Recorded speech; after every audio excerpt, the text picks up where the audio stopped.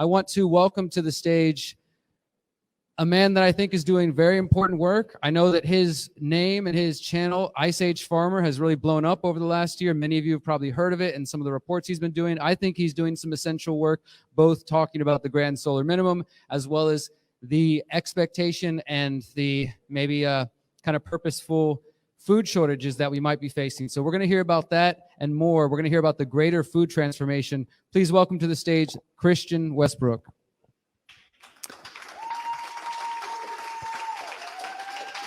Thank you so much, Derek, and thank you all for being here. It is a real honor to be speaking with you and sharing the stage today with Marjorie and Jack, two of my heroes for a long time, even before I started the channel, and more broadly with all the voices this week and coming together to really respond to set an intention and respond to the great reset that the technocrats have in mind for us. I don't like to focus a lot. I don't like the doom and gloom, and we just heard Marjorie talking about how our thoughts manifest reality. So it wouldn't make a lot of sense to pay much attention to these crazies, except that when we set that intention, I can intend to get $1 million tomorrow, but that's just not going to happen. So our intentions and our dreams have to be grounded upon a deep understanding of what's really going on in the world, or else they're not going to land there. And so to that end, we'll speak briefly about what I see going on, and then get to the good part, which is how do we respond to that? Because just as the Great Reset includes what the UN and others are calling the Great Food Transformation, I think our greater reset must include, and that's what this conversation now is about, the greater food reset. Food, after all, is fundamental. We all eat every day, and so we need to address this so that we can actually have the rest of these conversations meaningfully about currencies and schooling and the future we want to build and leave to our children. So the greater food transformation in that light is the transition to a decentralized food production, an emergent, empowered food system.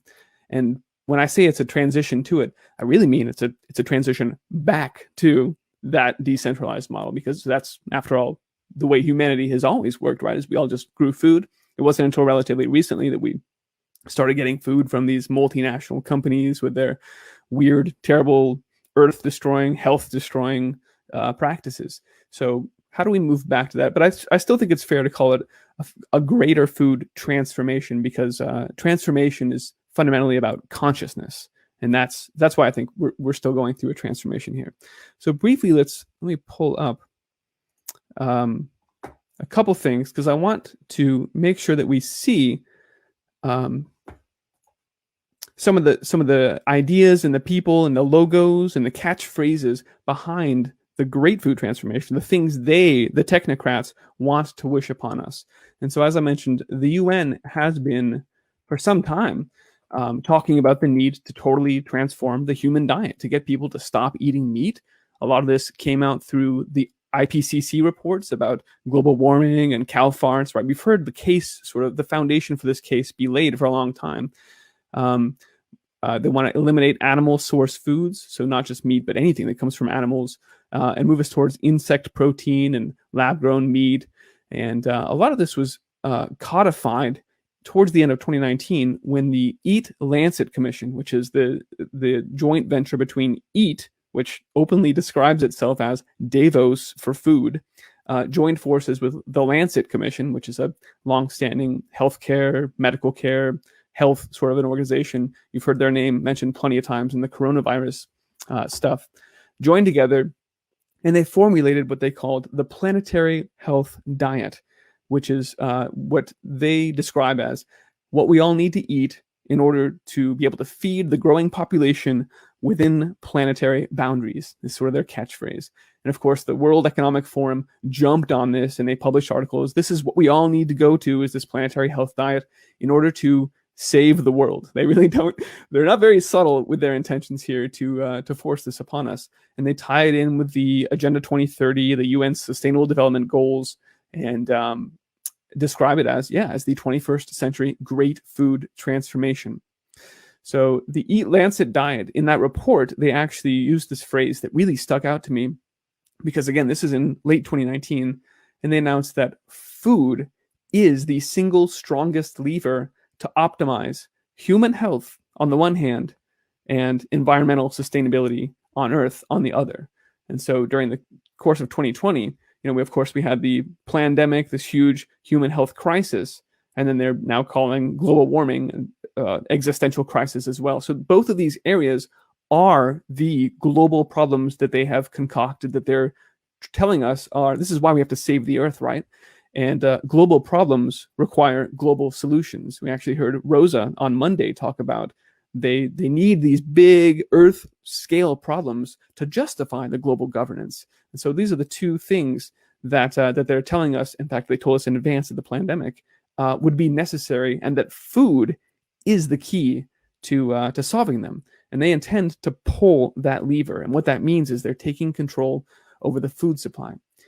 As 2020 played out and the pandemic sort of gave them cover fire, we saw all of the agendas of the technocrats blitz forward at breakneck speed, including this great food transformation.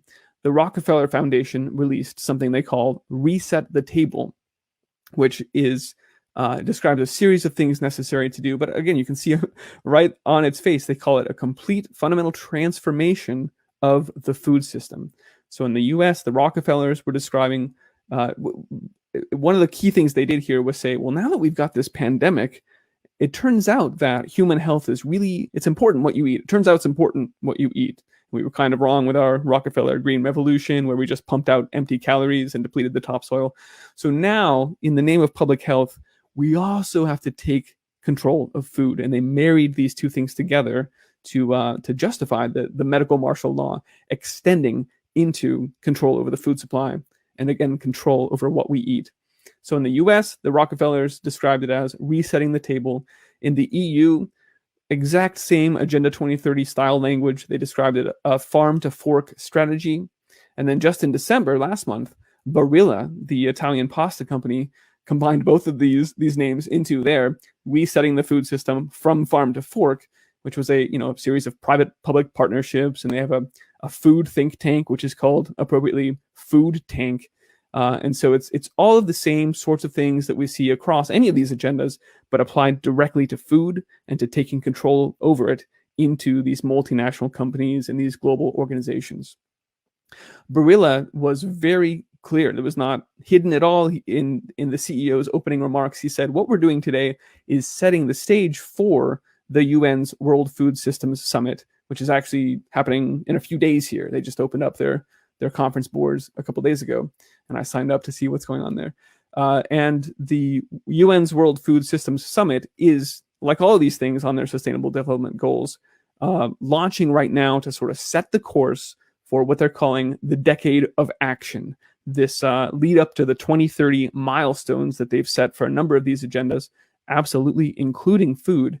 And they were pretty clear that we should expect to experience vertigo as we go through these rapid changes in the coming years. And I will just mention briefly this report from a company or an organization called AgriWatch, where they were able to trace the person that's heading up the UN World Food Systems was put into that position based on a series of recommendations from 12 people, 11 of whom literally take money directly from Bill Gates. So I thought this was a great example. We know his influence of the Bill and Melinda Gates Foundation money is all throughout a lot of agriculture, and he's running projects that try to take control over the genomes of seeds. This is called his Ag One program. Vandana Shiva, I regret that she didn't make it today because she is, in her oneness versus the 1% book, very actively calling out Gates and even the Rockefellers as this new Green Revolution 2.0 that is taking control over the genomes of all of the heirloom genetics seeds on Earth, and then using CRISPR modifications to take control over it and patent it. Really, they're taking ownership of God's creation and then selling it back to us, and it's astounding what's going on. So let me stop sharing and then say, okay, I think we've focused enough on these crazy people and what they're doing, but if we don't understand that these are their goals and that they seek to not only create these fake synthetic foods and force them literally down our throats, but also to preclude us from growing our own food. We heard Spirko say that there's a war on livestock, on animal agriculture. I've mentioned the Impossible Foods CEO, again, funded by Bill Gates. Open mission statement of that company is to end animal agriculture. And we talked a little bit earlier about why I think that's their goal. But suffice to say, it's not just, we unfortunately can't just grow our own food and then think we're going to be safe. Part of the greater food transformation that we're describing today has to be protecting, fostering and protecting from these technocrats our ability to grow our own food. And so I've now spent years looking at this agenda and their goals and the future they want to bring. And I thought about what do we do? How do we do this? And I thought until I could think no more. And finally, my wife said, "What are you doing, Christian? The Great Reset, the Greater Reset, it's not going to happen here. The Greater Reset happens in the heart." And I think she nailed it. I think she's exactly right. We've heard a lot of that this week. And so what needs to happen as we return to our understanding of ourselves, all of us as powerful beings who can imagine new solutions and bring them to creation in the world, is we step back into that role. We take our power back. And as we do that, and as we start growing our own food for our families and our communities gradually, it will organically, so to speak, happen that a new food system emerges from these efforts. Fortunately, that's also the only rational response to what's going on, to their efforts to create a centralized, controlled system, is to decentralize production. It's to do the opposite of that, right? So when we decentralize production, and that's what we have always done up until relatively recently, was we all grew a little bit of food, then this new emergent food production system is created. So we all grow food. And now I want to talk a little bit about how we do that, what that looks like, starting from the individual level, which is where we have control, right? That's our sphere of control, our sphere of influence. And then thinking a little bit about what that emergent system looks like, how it all fits together, and where we go from there. So in terms of growing food, how do we do it? The decentralized food production system, again, it's traditional human ways of doing things. It feels good to grow your own food. It makes more nutritive food. It restores also our spiritual connection, I think, to the earth and to cycles and forces that are bigger than we are. And it also connects us again to our food, right? We're not just buying Soylent Green from the store. We're now having an experience and a story of the plants and the animals that we're working with. Fukuoka, Manitoba, who wrote One Straw Revolution, actually on his farm, there's no electricity there, and he keeps anyone from bringing their devices or anything onto the farm, because he says that farmers need to be highly attuned with their environment and with the energies and the cycles of the farm. And these devices and even electricity just desensitizes you. So I thought that was pretty interesting. The other thing that's great about growing your own food is one of these quotes from Jeff Lawton, who says, from Bill Mollison, actually, the other permaculture guy, who says that there's something inherently seditious about permaculture, isn't there? Because you can't control a man who doesn't need you. And of course, we know from Henry Kissinger that if you control food, you control the people. So they totally intend on using food to take control of humanity. And all of this underscores the need for us all to start growing food. So how do we do that?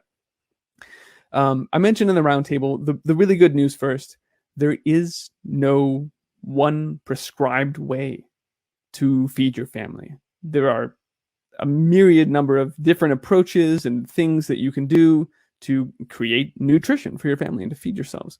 I've made a point on my channel, the Ice Age Farmer channel, to connect with different people, including Marjorie, from whom we just heard about her 3-part system to grow half your food. Gabe Brown, who's a regenerative rancher in North Dakota. A Hopi dry farmer named Michael Kotutwa, who is able to grow all of the food he needs even though he's only got one monsoon season and then a huge dry season in Arizona there. And all of these people are really, and Jack Spirko is going to talk to us about aquaculture and aquaponics. And so there are really smart people who are thinking about this problem, and they're reaching different solutions. They're getting to different places. And again, this tells us that there is no one box that we need to check. This is how we do it. And as I mentioned earlier, where I think this process can start for each of us is to sort of take an honest look at what we want to eat and what we need to eat, and then think through where we are, whether we're in a dry climate or a cold climate, whatever the context of your homestead is. What can you grow there? And then again, gradually work to bring these two things together. How do we meet these needs given what we can do? And there's not going to be one single way to do it. One thing that I do think, though, is universal within that framework is the 5 principles of good soil husbandry. So I'll come back to those in a bit here. And I'm not going to go too far into the growing food aspects here, because I've got Marjorie and Jack Spirko on either side of this talk focusing on that.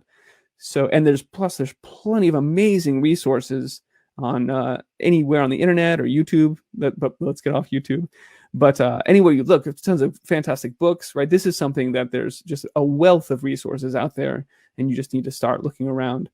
But I do want to say that seeds are an absolutely critical part of this equation here. Seeds learn. Plants learn.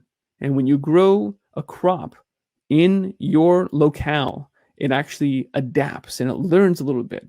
Matt Powers, who's another permaculture teacher that I've interviewed on my show, tells us a story about getting some Hopi corn from South America, where they have a very long growing season, and trying to grow it in California, which also does, but somehow the corn still didn't have enough time to get to bearing kernels on most of his plants. But there were a couple here or there that just barely eked out a crop, and so he saved those seeds, and the next season he planted them, and that year all of the corn came to maturity and yielded fantastically. And it cut like 2 weeks off of the growth cycle of that corn, just by virtue of the fact that it had already been there for one season. It had already struggled and learned that things happen a little bit faster in California than they did wherever the seed was grown previously.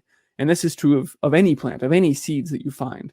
So rather than just buying seeds from a seed catalog that come from, Missouri, and then you have to go through this adaptation process, take a season or two to get them up to speed with where you are, I think it's absolutely a jump start to go find your neighbors who are growing food already and ask them, because if they've got seeds, not only can they, I'm sure they'll have so many of them, they'll be willing to share those seeds with you, but they come with a story. Oh, these really like shade in the afternoon, or these, we're really thirsty during the summer months. They can tell you so much information and context that you don't get when you just order seeds online.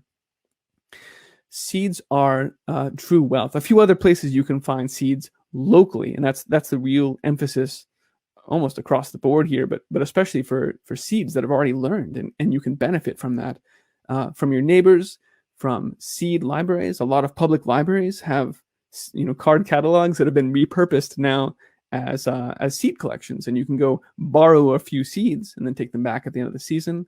You can find seed swaps going on in your area. You can connect with the state schools will have often local county ag extensions, and a lot of those will have seeds that you can have for free to start, not to mention programs where you can get financial help if you want to build a hoop house. There's a lot of resources at those state ag extensions. So definitely connect with people there. Look for master gardeners clubs, although some of those guys are using glyphosate. So you still have to use your discernment, as with everything in life. But from any of these places, you can get seeds and stories that are so much more robust than you do if you just go to, certainly if you go to Amazon.com and start clicking around. So I wanted to really emphasize that, because seeds are everything. Seeds are wealth.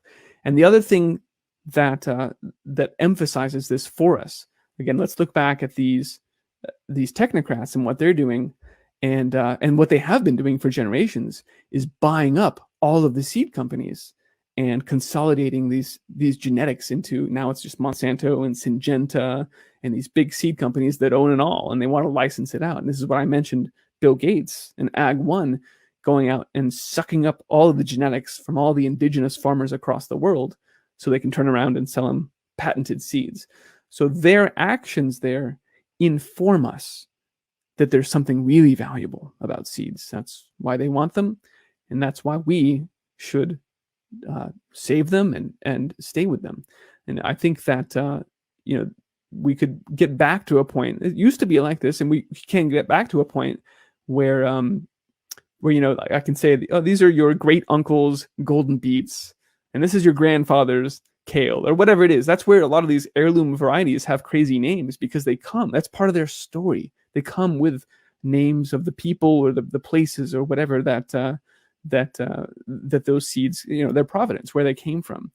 And after all, when people came to new places, wheat was brought to Canada. Potatoes were brought across the frontier in the West, because that's part of being human, is you have to eat. And so people would bring the seeds with them. And so all of this really just to underscore how important seeds are in the greater food transformation.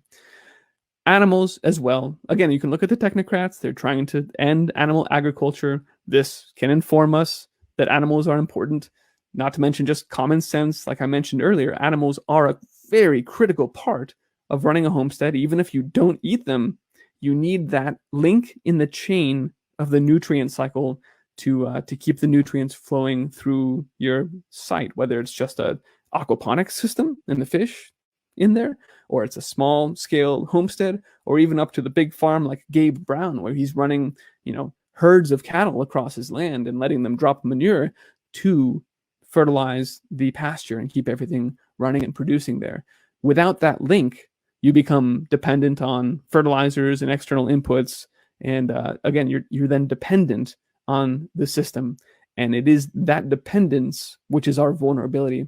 So I think that's why the attack on livestock and animals is going on.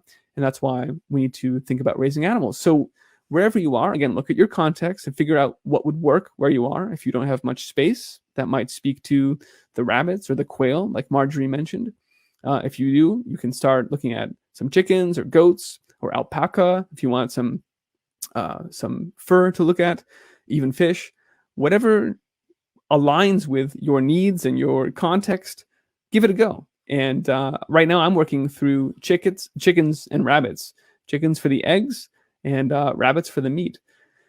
And I will tell you that it's very informative when you raise your own meat for protein, because you connect with it on an entirely different level. You want to really make sure that you give these animals the absolute best life that you can, because if and when the time comes that you're looking at that animal and saying, okay, this is the end of the road for you, then you really want to know that you have done everything you can to give them absolute comfort and even luxury. And this is just the way that part of the story ends. So this is part of building a more conscious food system. And then even with the animals, as with yourself and with your homestead, you go through this exercise of self-sufficiency. Well, earlier I was just buying eggs. Then I got some chickens and I was buying feed for the chickens, but I was still going to the store for the feed. So maybe I'll plant some barley and rye and grow some fodder, maybe microgreens to feed my chickens. Okay, that's great, but now I need those seeds. Okay, so you just keep iterating. Now I need to grow some of those things, let them go to seed, and save those seeds so that next year I'll be able to create and keep this cycle running. And you just keep iterating like that on everything. How do I remove my dependencies on external inputs? You do that for everything. And you do that for your homestead as far as you can. And at some point, it ceases to be pragmatic you just can't do everything yourself. And that's where, again, going back to the talks we heard on Monday, that's where you start looking at, okay, how do I, as a unit within my freedom cell or my neighborhood, whatever you want to think of this as, how do I do this same exercise? What do we need as a group to keep this running? And then what do we need as a community And if I'm growing chickens and they're growing alpacas and I can get milk from the dairy goats next door, how do we as this unit do the same thing the same exercise that we described as a homestead? And then ultimately you're looking at doing it like a state or even a nation level. There is a point, right, at which you get to some core things that just, it's, like a salt block. Like I don't have ocean nearby.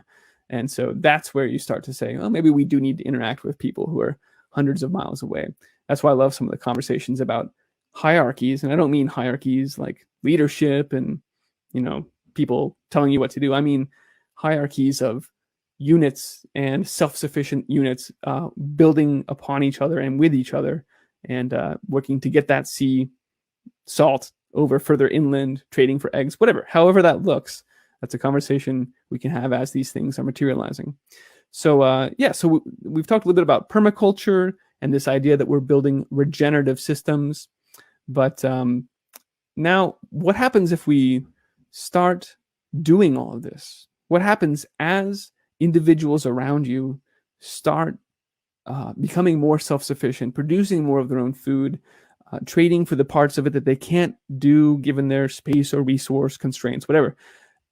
Then all of a sudden you get to an emergent, regenerative, distributed food system. It actually happens more quickly than you might think. And that's a good thing. You don't need corporate inputs. We've cut them out. We've cut out our dependence on them. We don't need petroleum-based fertilizers. We're not using mass monocropping. We've gotten away with, thank goodness, those disgusting CAFOs, right? The concentrated animal, the factory farming. It is I don't even have words for how horrendous those things are. But we can't point at that and say we need to end animal agriculture, which is what they're doing. Of course, they're pointing at the things that they have created and saying we need to stop eating meat.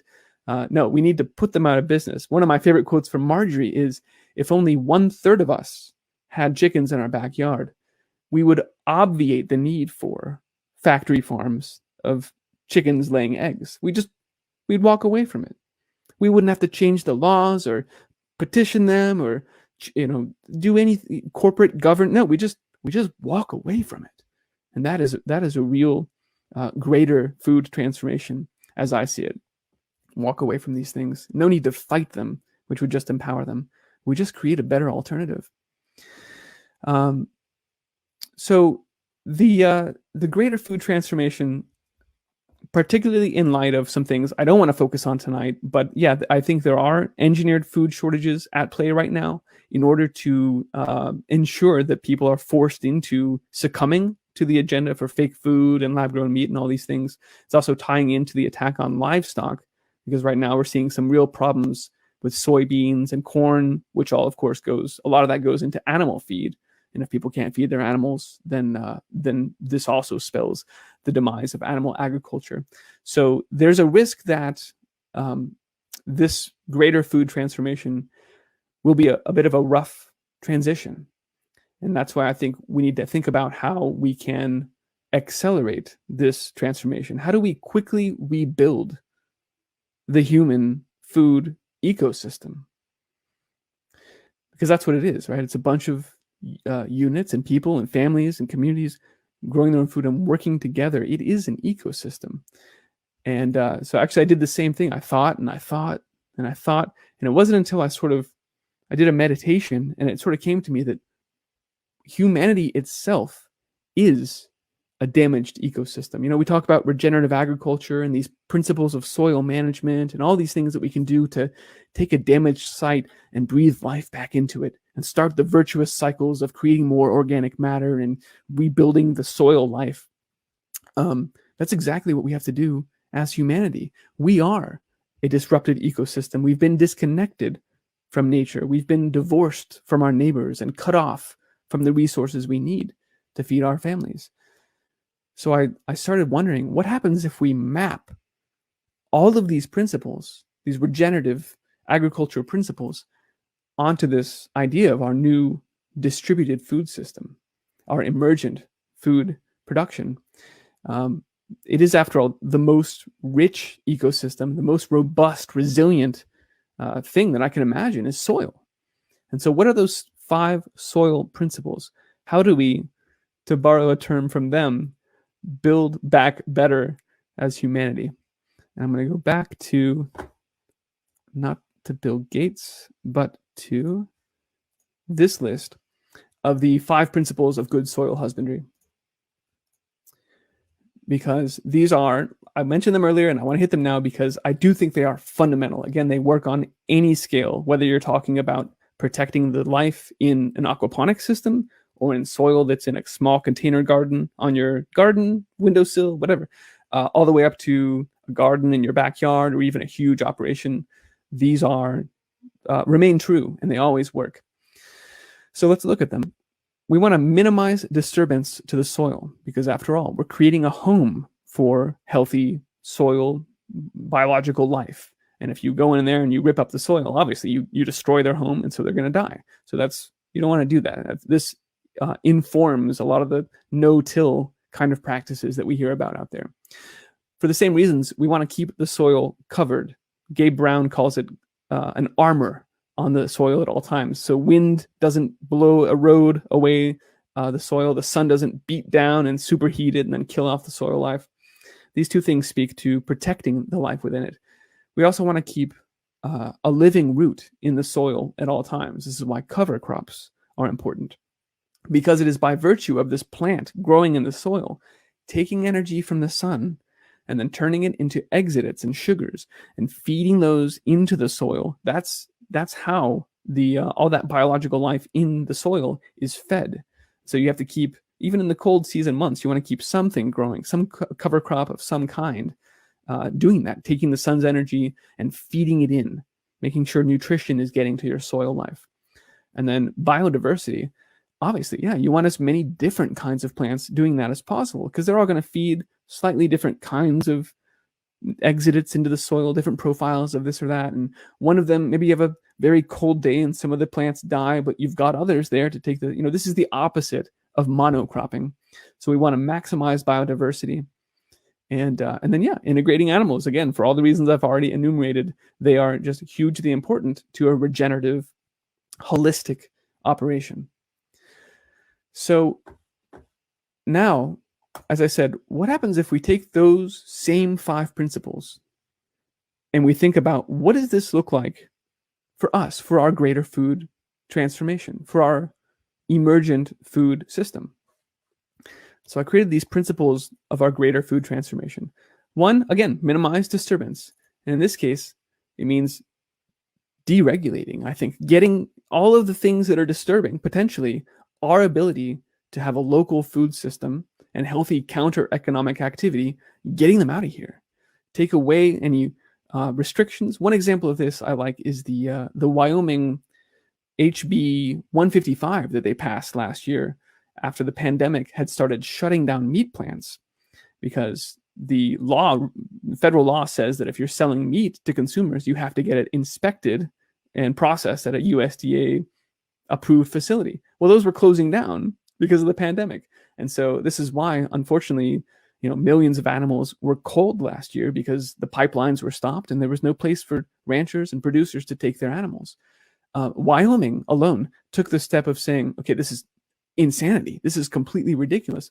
And they defined this opening, and they amended the law so that it could happen for ranchers and producers to be able to sell meat directly to consumers. They got the government out of the way so that we could continue to feed ourselves. I mean, it's just insane when you step back enough that there's any red tape that would keep us from feeding ourselves, particularly given everything that's going on right now. So there's one example of how I think we minimize disturbance to our local food production. Armor, again, this goes hand in hand, just as it did with the soil, but we want to protect that. We need to codify laws or, I don't know what this looks like, but one example would be, laws to help protect our right to grow food. Florida it was called HB 1776, appropriately. It was a law that sadly did not pass, but it said at the state level, look, municipalities and counties, you're not allowed to get in the way of people growing food. And this was after there was a couple that had planted a garden in their front yard, and the city came along and gave them a ticket and said they had to get rid of it and put grass there because this is a neighborhood. What are you thinking? It has to look good. It has to be grass. So our property values are going, who knows what they were actually thinking, what actually motivates this in some technocrat's mind. But the state, because of the media coverage, floated this law that said, no, you can't do that. If someone owns property, they're allowed to grow food. And so I think this is an example of the kinds of armor that we need to give our local food systems to protect the people that are growing, the people that are bringing the food to market, and the consumers for that matter. So we need laws and we need sheriffs to understand the importance of enforcing these laws at the local level to make sure that, again, that we have done everything we can to facilitate and get out of the way of local food systems. Feeding and nourishing our food systems. How do we do that? Again, we want to incentivize people to grow their own food. We want to facilitate all this counter economic activity, whether that takes the form of tax breaks for people that are using their land to grow food, or even for restaurants who are exclusively sourcing from local food. Maybe you give them other incentives to make sure that the local food does have a market, that it's not eclipsed by what looks like cheap food coming from Cisco and big multinational companies, but we already know it's toxic and devoid of nutrition. So we're now making sure that we're going to feed and nourish our local food system. And I don't have all the answers here. I really am open to all of the suggestions. I'll give you my email address here in a second, because I think this is part of the dialogue that we all need to be having right now. Is how do we do this? What does this look like? How do we feed and nourish local counter-economic food activity? Biodiversity, I think, is another easy one, right? Just as we wanted to have as many different kinds of plants as possible in the ground to make a resilient production, so too should we have different people doing different things. Fortunately, this comes because people are awesomely different from each other by nature. But again, if I'm raising chickens, then my neighbor down the street is actually raising the dairy cows. Neighbor on the other side has alpacas, which are amazing for fur. And then someone further down also has chickens. And in this case, if I lose my chickens and a terrible, some bear comes along and destroys the coop, then it's not the end of the world. Humans, and this is the case since the dawn of time, people do lose crops or animals or what have you. And we have to be there for each other. So a diverse, rich ecosystem in our local food environment means we can be there. We can cover for each other when these emergencies do happen. I can get more eggs to hatch from my friend down the street and reboot my flock and get back in gear here. This is just a natural element of building a resilient food system. And then, again, integrating animals.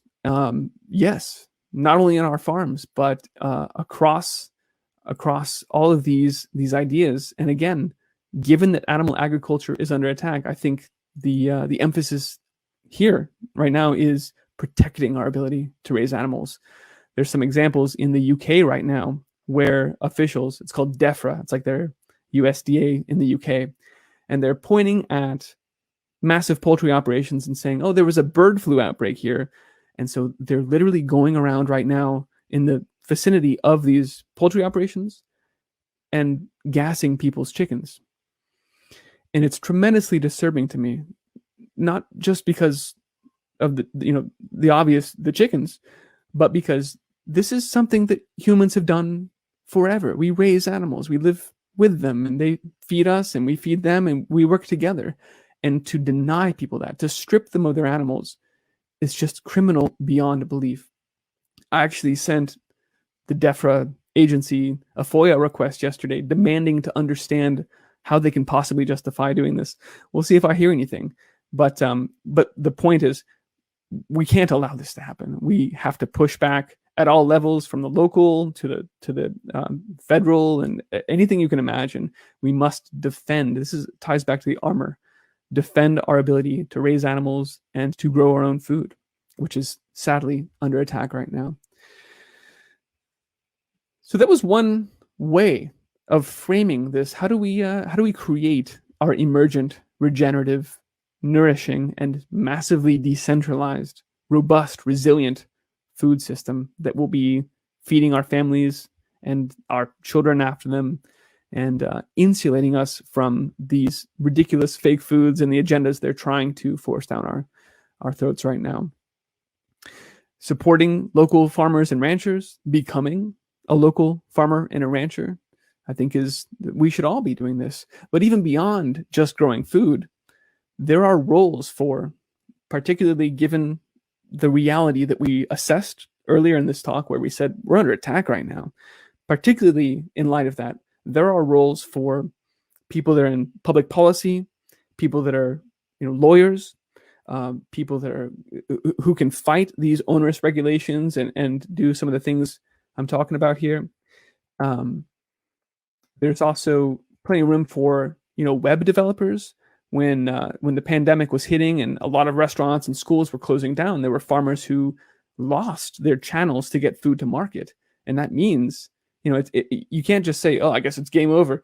It means there's a need for people who are web developers to step up and say, hey, Farmer Joe down the street, I'm happy to stand you up a website with a shopping cart or a little CSA interface thing, whatever it is you need to help get your operation running and reconnect the producer to the consumer. Let's get this reconnected. So it's going to take farmers. Yes, we should all be growing food, but my point is lawyers, politicians, webmasters. I guarantee whatever it is you do, whatever walk of life you come from, whatever unique experiences and expertise you have, I promise you, we need that right now as part of this greater food transformation.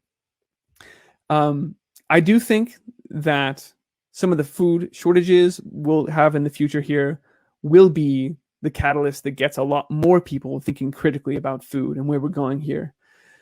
And when that happens, as it happens, it will be we having this conversation now who are there with seeds that we've saved and chicks that we've raised that we can share with them, and baby rabbits, whatever, to help them get started and do the same thing that we all need to be doing right now. What that means is that you and I are the seeds of tomorrow's victory gardens. That is the greater food transformation. This is the foundation of it, and that food is the basis for all of the conversations we're having this week, the greater reset as a whole. Thank you for joining me and building it. Thank you, Christian. I can close one more thought, actually. There was a...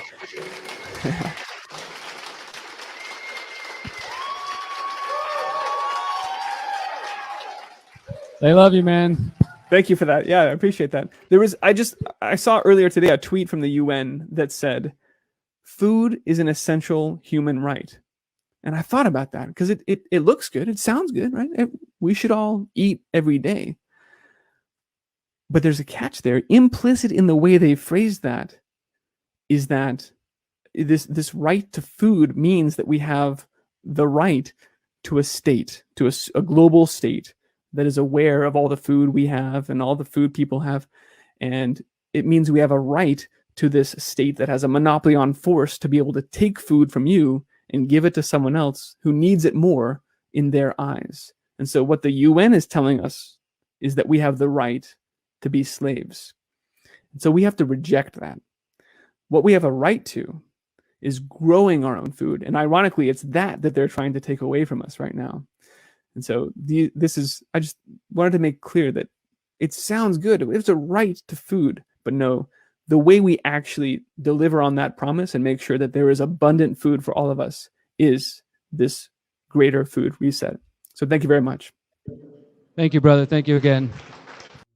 As we wake up to a new normal today and life is slowly grinding to a halt. Now masks are becoming the new normal. Americans are facing a new normal, one that may include losing their jobs, losing their income, and even losing their health insurance. I don't think we get back to normal.